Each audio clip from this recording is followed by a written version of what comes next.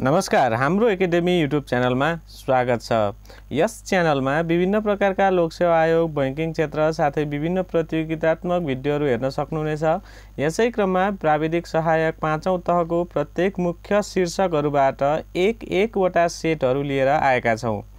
यसभन्दा अगाडिका सेटहरू हेर्न डिस्क्रिप्सनमा लिंक राखिएको छ, कृपया गएर हेर्नुहोला। यस भिडियोलाई लाइक, कमेन्ट र शेयर गरी धेरैभन्दा धेरै समक्ष पुर्याइदिनु होला र यस च्यानललाई सब्स्क्राइब गर्नुभएको छैन भने सब्स्क्राइब गरी नजिकमा रहेको बेल आइकनमा गई अल नोटिफिकेसनमा ट्याप गर्नुहोला। तपाईहरुको कमेन्टको आधारमा अन्य भिडियोहरूलाई निरन्तरता दिनेछौं। यो भिडियो पहिलो भाग रहेको छ। हामी निरन्तर रूपमा भिडियो लिएर आउने भएकाले हामीसँग निरन्तर जोडिरहनुहोला। यदि पीडीएफ फाइल चाहिएमा इमेल एड्रेस पनि कमेन्ट गर्नुहोला। अब लागौं विषयवस्तुतर्फ। लोकसेवा आयोग, शिक्षा सेवा, शिक्षा प्रशासन समूह, प्राविधिक सहायक 5औं तह रहेको छ। यो नमुना प्रश्नपत्र भाग 1 रहेको छ। यसभन्दा अगाडिका सेटहरूलाई डिस्क्रिप्सनमा लिंक राखिदिएको छु, कृपया गएर हेर्न सक्नुहुनेछ। 1 नम्बरमा रहेको छ नेपालको इतिहास, भूगोल, संस्कृति र शिक्षा सम्बन्धी सामान्य जानकारी। त्यसभित्र पनि पहिलो रहेको छ इतिहास सम्बन्धी सामान्य जानकारी राखिएको छ र इतिहास सम्बन्धी पहिलो प्रश्न रहेको छ नेपालमा पहिलो पटक संविधान सभाको निर्वाचन कहिले सम्पन्न भयो? नेपालमा पहिलो पटक संविधान सभाको निर्वाचन कहिले सम्पन्न भयो? ए मा रहेको छ 2063 12 महिना 28, बी मा रहेको छ 64 3 महिना 22 गते, सी मा रहेको छ 64 12 महिना 28 गते र डी मा रहेको छ 64 12 महिना 30 गते। यसको सही आन्सर रहेको छ अप्सन सी मा रहेको छ 2064 साल 12 महिना 28 गते। प्रश्न नम्बर 2 मा रहेको छ नेपाल गणतन्त्रात्मक राज्य कहिले भएको हो? नेपाल गणतन्त्रात्मक राज्य कहिले भएको हो? ए मा रहेको छ जेठ 15 2063, बी मा रहेको छ जेठ 15 2064, सी मा रहेको छ जेठ 15 2065 र डी मा रहेको छ जेठ 15 2066। यसको सही आन्सर रहेको छ अप्सन सी मा रहेको छ जेठ 15 2065। प्रश्न नम्बर 3 मा रहेको छ राणा कालमा नेपाललाई कति जिल्लामा विभाजन गरिएको थियो? राणा कालमा नेपाललाई कति जिल्लामा विभाजन गरिएको थियो? ए मा रहेको छ 35 वटा, बी मा रहेको छ 38 वटा, सी मा रहेको छ 40 वटा र डी मा रहेको छ 42 वटा।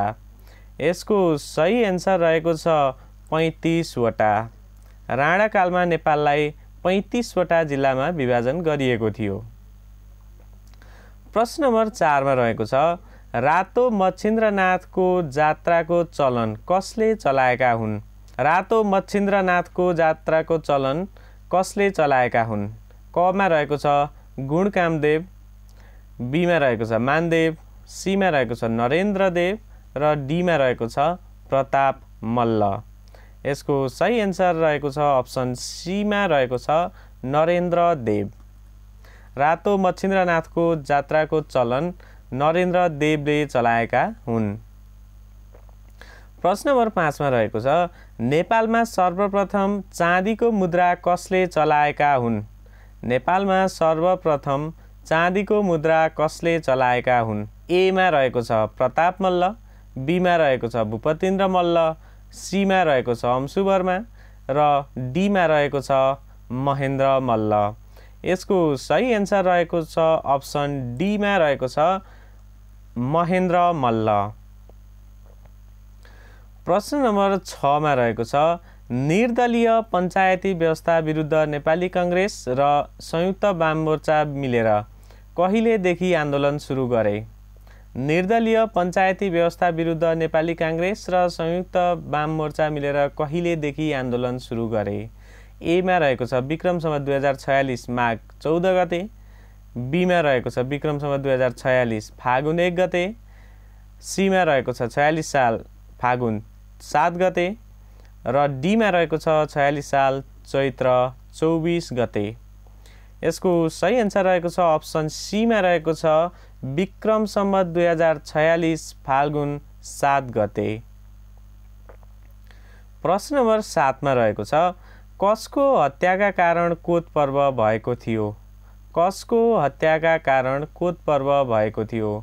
ए मा रहेको छ गगनसिंह, बी मा रहेको छ जङ्गबहादुर राणा, सी मा रहेको छ अमरसिंह थापा र डी मा रहेको छ भीमसेन थापा। यसको सही एन्सर रहेको छ अप्सन ए मा रहेको छ गगनसिंह। गगनसिंहको हत्याका कारण कोत पर्व भएको थियो। प्रश्न नम्बर 8 मा रहेको छ नेपाल सरकार र नेकपा माओवादी बीच विस्तृत शान्ति सम्झौता कहिले भएको थियो? नेपाल सरकार र नेकपा माओवादी बीच विस्तृत शान्ति सम्झौता कहिले भएको थियो? ए मा रहेको छ 2063 जेठ 5 गते, बी मा रहेको छ 2063 फागुन 7 गते, सी मा रहेको छ 63 मङ्सिर 5 र डी मा रहेको छ 63 कार्तिक 5 गते। यसको सही एन्सर हुन्छ अप्सन सी मा रहेको छ 2063 साल मङ्सिर 5 गते। प्रश्न नम्बर 9 मा रहेको छ नेपालको इतिहासमा पहिलो पटक राष्ट्रव्यापी जनमत संग्रह कहिले भएको थियो? नेपालको इतिहासमा पहिलो पटक राष्ट्रव्यापी जनमत संग्रह कहिले भएको थियो? ए मा रहेको छ 2036 वैशाख 20 गते, बी मा रहेको छ 2035 वैशाख 20 गते, सी मा रहेको छ 2038 वैशाख 20 गते र डी मा रहेको छ 2037 वैशाख 20 गते। यसको सही एन्सर रहेको छ अप्सन डी विक्रम सम्वत 2037 साल वैशाख 20 गते। प्रश्न नम्बर 10 मा रहेको छ शहीद दशरथ चन्दको जन्म कहाँ भएको थियो? शहीद दशरथ चन्दको जन्म कहाँ भएको थियो? ए मा रहेको छ दार्चुला, बी मा रहेको छ बझाङ, सी मा रहेको छ बैतडी र डी मा रहेको छ धादिङ। यसको सही एन्सर रहेको छ अप्सन सी मा रहेको छ बैतडी। प्रश्न नम्बर 11 मा रहेको छ पाल्पाका अन्तिम राजा को हुन्? पाल्पाका अन्तिम राजा को हुन्?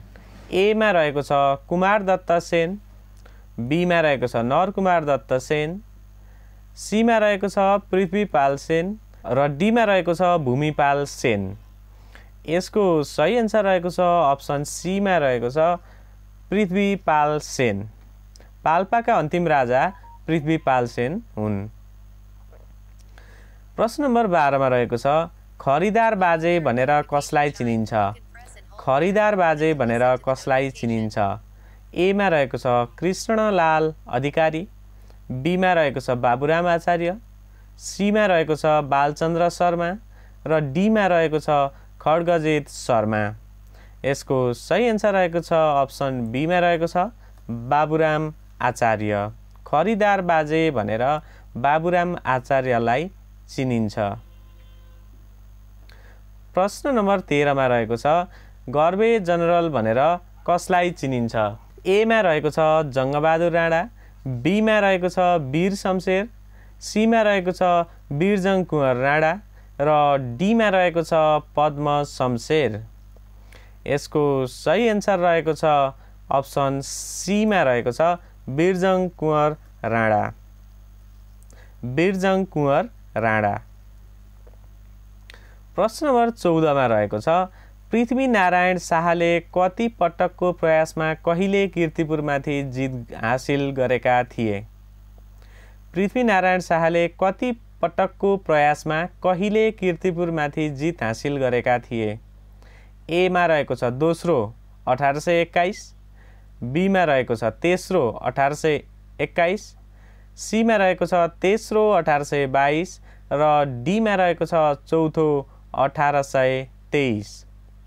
यसको सही एन्सर रहेको छ अप्सन सी मा रहेको छ तेस्रो र 1822 मा। प्रश्न नम्बर 15 मा रहेको छ नेपालमा कागजी नोटको प्रचलन कसको पालादेखि भएको हो? नेपालमा कागजी नोटको प्रचलन कसको पालादेखि भएको हो? ए मा रहेको छ भीम शमशेर, बी मा रहेको छ जुद्ध शमशेर, सी मा रहेको छ पद्म शमशेर र डी मा रहेको छ मोहन शमशेर। यसको सही एन्सर रहेको छ अप्सन बी मा रहेको छ जुद्ध शमशेर। नेपालमा कागजी नोटको प्रचलन जुद्ध शमशेरको पालादेखि भएको हो। मेरो प्रश्न तपाईको उत्तर भन्ने एउटा सेगमेन्ट लिएर आएको छु, जसमा म तपाईहरुलाई प्रश्न सोध्ने छु र तपाईहरुले कमेन्ट गर्नुपर्ने छ, जसको उत्तर म यो भन्दा पछिल्लो भागमा लिएर आउने छु, अथवा मैले फेसबुक पेज हाम्रो एकेडेमी भन्ने फेसबुक पेजमा राखिदिने छु। तल डिस्क्रिप्सनमा लिंक राखिदिएको छु, कृपया गएर त्यो फेसबुक पेजलाई पनि लाइक गर्नुहोला। प्रश्न नम्बर 1 मा रहेको छ, नेपाल र भारत बीच भएको सन् 1950 को सन्धिमा नेपालको तर्फबाट कसले हस्ताक्षर गरेका थिए? ए मा रहेको छ महावीर शमशेर, बी मा रहेको छ सुवर्ण शमशेर, सी मा रहेको छ चन्द्रशेखर उपाध्याय र डी मा रहेको छ महान शमशेर।